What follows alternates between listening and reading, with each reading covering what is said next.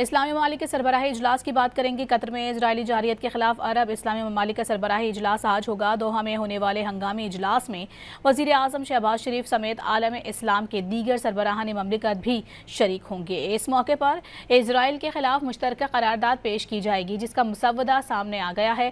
قرارداد کے ڈرافٹ میں کہا گیا ہے کہ اسرائیلی جارحیت خطے کے امن کے لیے خطرہ ہے۔ مسودے کے مطابق قطر پر اسرائیل کا وحشیانہ حملہ اور غزہ میں فلسطینیوں کی نسل کشی، جبری قحط اور غیر قانونی آبادکاری نہ صرف خطے کے امن کو خطرے میں ڈال رہی ہے، بلکہ عرب ملکوں کے ساتھ تعلقات کے موجودہ معاہدوں کو بھی خطرے سے دوچار کر رہی ہے۔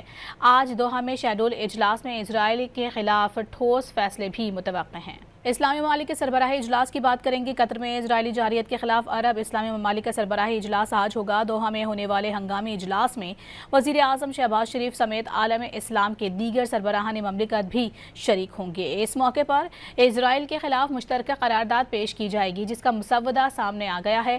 قرارداد کے ڈرافٹ میں کہا گیا ہے کہ اسرائیلی جارحیت خطے کے امن کے لیے خطرہ ہے۔ مسودے کے مطابق قطر پر اسرائیل کا وحشیانہ حملہ اور غزہ میں فلسطینیوں کی نسل کشی، جبری قحط اور غیر قانونی آبادکاری نہ صرف خطے کے امن کو خطرے میں ڈال رہی ہے، بلکہ عرب ملکوں کے ساتھ تعلقات کے موجودہ معاہدوں کو بھی خطرے سے دوچار کر رہی ہے۔ آج دوحہ میں شیڈول اجلاس میں اسرائیل کے خلاف ٹھوس فیصلے بھی متوقع ہیں۔